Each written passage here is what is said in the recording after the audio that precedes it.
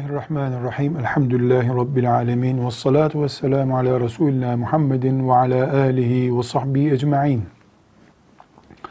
Resulullah sallallahu aleyhi ve sellem Efendimizin Kur'an-ı Kerim dışında kalan, yani bu ayettir diye söylediği sözlerinin dışında kalan sözlerine hadis deriz. Ashab-ı kiram bu hadisleri nesiller üzerinde bir emanet olarak bir sonraki nesle taşıdılar. Resulullah bize dedi ki dediler. Resulullah şöyle yapıyordu aleyhissalatü vesselam dediler. Resulullah sallallahu aleyhi ve sellem Efendimiz'i şöyle gördük dediler. Şu ayeti şöyle okumuştu dediler. Sonraki alimler de tuttular, bu duyduklarını not ettiler, yazdılar. Bazı cahil insanlar yanlış anladılar, eksik anladılar. Bazı alimler de harf bile değiştirmeden anlaşılacak şekilde büyük bir titizlikle gayret ettiler. Sonunda Resulullah sallallahu aleyhi ve sellemin sözlerinden tereddütsüz bir şekilde o alimlere ulaşan hadislere sahih hadisler dendi. Diğerlerine de zayıf hadisler dendi.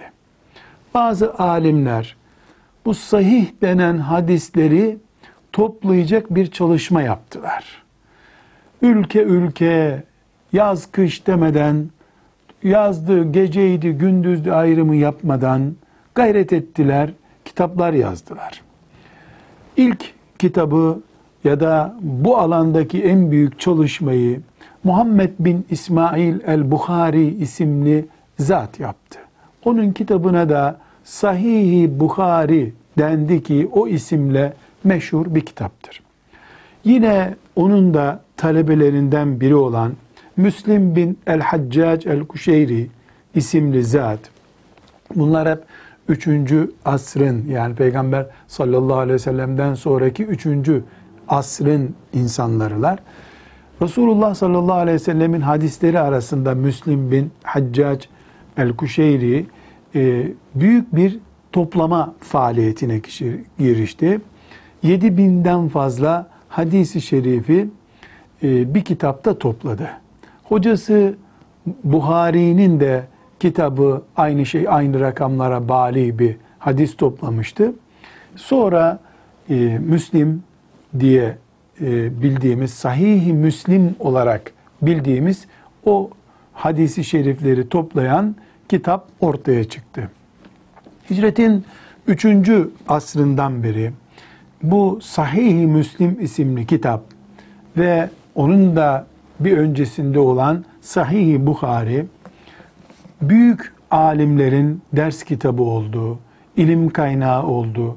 Resulullah sallallahu aleyhi ve sellem Efendimiz'den bize bilginin sağlıklı bir şekilde ulaştığı berrak bir kaynak olarak kabul edildi.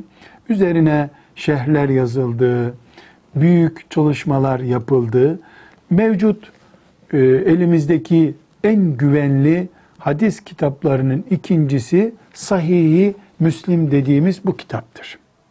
İçinde 7.000'den fazla hadisi şerif vardır. Bir fıkıh konusu anlayışıyla dizilmiş bir kitaptır. Yani açıp işte namazla ilgili hadisleri içinde bulabiliriz. İçinde açtığımız zaman zekatla ilgili hadisleri bulabiliriz. İşte siyasetle ilgili hadisleri bulabiliriz. Konulara göre dizilmiş bir kitaptır. Bu konuları da müellifi olan Müslim bin Haccac el-Kureyşi rahmetullahi aleyh bu şekilde tasnif etmiştir. Sahih-i Müslim, Kur'an'dan sonra Sahih-i Bukhari, Sahih-i Bukhari'den sonra da Sahih-i Müslim diye bildiğimiz 3. müminler için en güvenli bilgi kaynağıdır.